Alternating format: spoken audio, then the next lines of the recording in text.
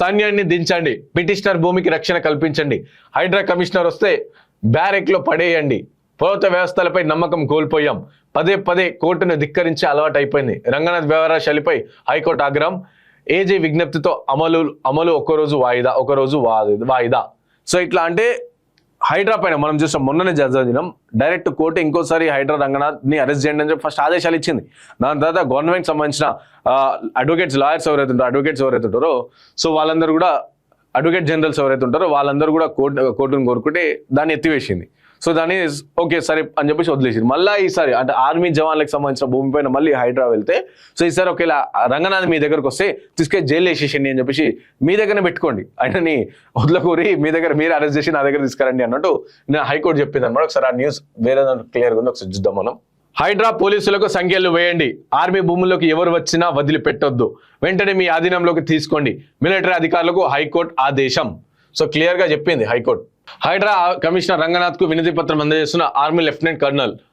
Army భూముల్లో ఎవరు వచ్చినా వదిలిపెట్టొద్దు హైకోర్టు. సికింద్రాబాద్ లోని లోత్కుంట రక్షణ శాఖకు చెందిన భూముల్లోకి కోర్టు అనుమతి లేకుండా మళ్లీ వస్తే హైడ్రా అధికారులను సంఖ్యలు వేసి అదుపులోకి తీసుకోవాలని ఆర్మీని ఉన్నత న్యాయస్థానం ఆదేశించింది.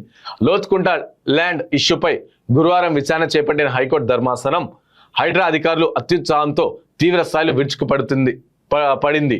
వివాదాస్పద భూములకి చట్టాన్ని ఉల్లంఘించి ఎవరొచ్చినా వెంటనే తమ ఆధీనంలోకి తీసుకోవాలని మిలిటరీ అధికారులకు స్పష్టం చేసింది. మళ్లీ ఆర్మీ భూములను టచ్ చేస్తే తక్షణమే ఈ విషయాన్ని తమ దృష్టికి తీసుకురావాలని సూచించింది. కమిషనర్ ఏవి రంగనాథ్ కోర్టు ధిక్కరణ హెచ్చరికలు జారీ చేసింది. ఇదంతా ఫస్ట్ టైం కాదు, రంగనాథ్ గారికి కోర్టు ధిక్కరణ సంబంధించి ఫస్ట్ టైం ఏం కాదు. రెగ్యులర్ గా కోర్టు మొట్టికాయలు వేస్తుంది, ఆయన ధిక్కరిస్తుంది, కోర్టు మొట్టికాయలు వేస్తుంది, ధిక్కరిస్తుంది. మళ్ళీ ఒకవేళ కోర్టు అరెస్ట్ చేయండి అని చెప్పేసి ఆదేశిస్తే అడ్వకేట్ జనరల్స్ ఏం చెప్తారు, ఇక అడ్వకేట్ జనరల్స్ వినవించుకుంటారు, లేదు పోనీ వదిలేసాను చెప్తే కోర్టు వదిలేస్తుంది. సో ఇప్పుడు నేను డైరెక్ట్గా చెప్పింది మీ దగ్గర మిలిటరీ దగ్గరికి వస్తే మాత్రం తీసుకొని మీ బ్యారెక్లు వేసేసేయండి అని చెప్పేసి క్లియర్గా చెప్పింది. అంటే ఈ విధంగా రంగనాథ్ గారు హైడ్రా ఏం చెప్తుంది అని చెప్పి క్లియర్గా ప్రజలకు అర్థమవుతుంది. ఆడ పవన్ కళ్యాణ్ సంబంధించిన FTL పరిధిలో అవును అలా కంచె వేయడం తప్పే అన్నప్పుడు దానిపైన చర్యలు ఉన్నాయి. క్లియర్గా ఫాతిమా సల్కం చెరు ఫాతిమా కాలేజ్ ఏదైతే కట్టిరో అది క్లియర్గా FTL లో క్లియర్గా కనిపిస్తుంది. హైకోర్టు దానిపైన చెప్తే దానిపైన మాట్లాడరు.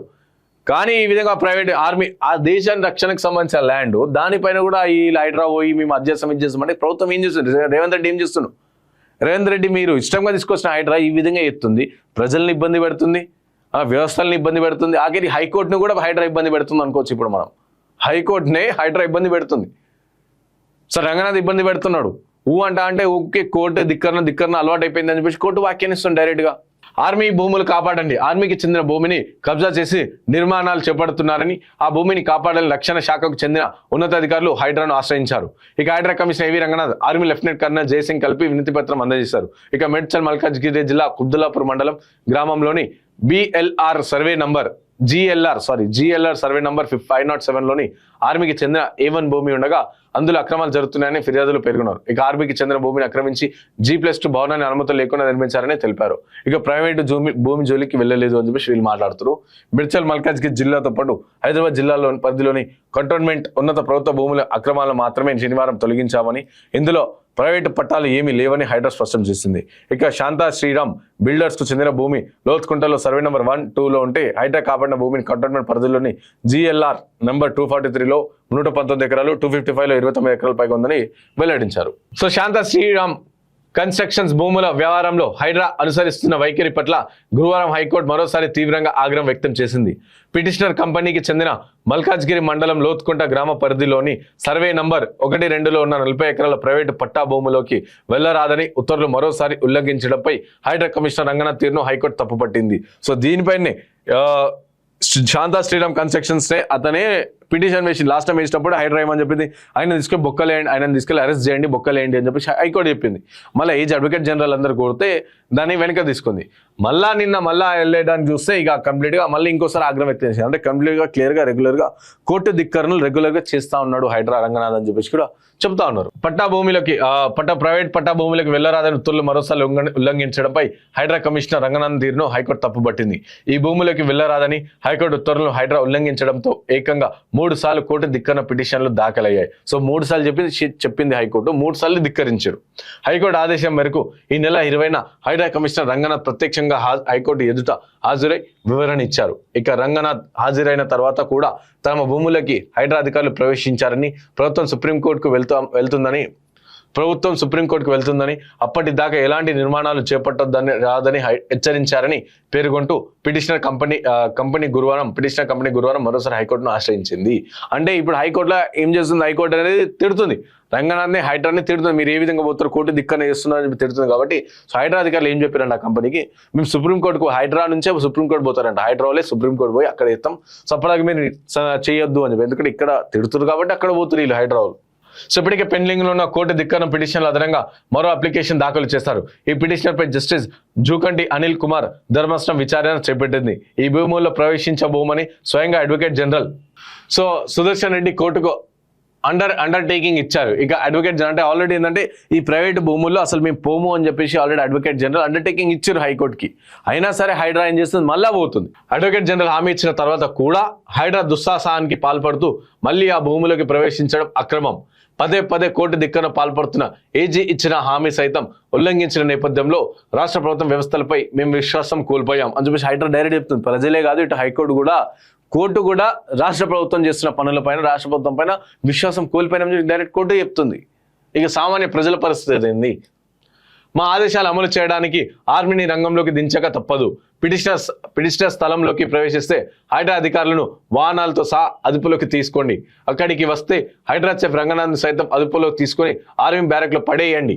ఇలాంటి వ్యవహారాల్లో ఆర్మీని మోహరించడం సమంజసం కాదని మాకు తెలుసు. కానీ రాష్ట్ర ప్రభుత్వం వ్యవస్థలపై మేము విశ్వాసం కోల్పోయాం. ఇక తప్పని పరిస్థితి ఏర్పడింది.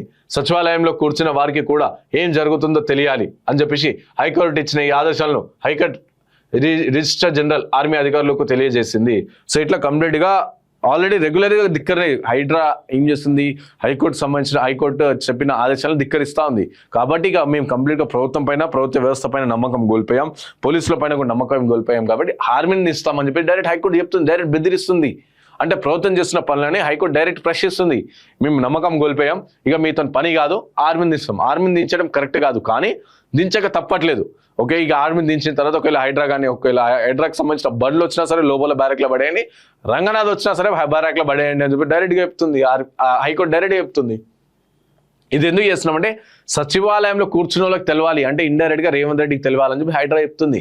ఎందుకంటే రేవంత్ ఇష్టంగా తీసుకొచ్చినగా డిజాస్టర్ మేనేజ్మెంట్ హైడ్రా అని చెప్పేసి హైదరాబాద్ డిజాస్టర్ రెస్పాన్స్ టీమ్ అని చెప్పేసి ఒకటి పెట్టారు కదా. సో చెరువులు, కుంటలు, నాలలు అన్ని కూడా కబ్జా అయిన వాటిని కాపాడతామని చెప్పేసి చెప్పారు కదా. సో కాబట్టి ఇక పోలీసు వాళ్ళతో వీళ్ళతో అయితే డైరెక్ట్ ఆర్మీ వాళ్ళని తీసుకొస్తాం. ఆర్మీ వాళ్ళు తీసుకొచ్చి వాళ్ళందరూ కూడా బ్యారెక్లో పడిస్తే సచివాలయంలో కూర్చున్న వాళ్ళకి కూడా తెలుస్తుంది, రేవంత్ రెడ్డి కూడా తెలుస్తుంది అని చెప్పేసి హైడ్రా చెప్పుకొచ్చింది. సో కూడా వారికి జయం జరుగుతుందో తెలియాలని అన్నారు. హైకోర్టు ఇచ్చిన ఈ ఆదేశాలను హైకోర్టు రిజిస్టర్ జనరల్ ఆర్మీ అధికారులు తెలియజేయాలి. బైసన్ డివిజన్లోని సీనియర్ బ్రిగేడియర్ మరో 10 మంది ఆర్మీ ఫోర్స్కు పిటిషనర్ భూమి వద్ద మోహరించాలి. అక్కడి వచ్చే హైడ్రా అధికారులను ఎత్తేసి ఆర్మీ బ్యారెక్లో పడేయండి. అక్కడికి వచ్చే హైడ్రా అధికారులు ఎవరైతే వస్తారో వాళ్ళని వచ్చిన వాళ్ళని ఎత్తేసి బ్యారెక్లో పడేసేయండి అని చెప్పి డైరెక్ట్ చెప్తుంది.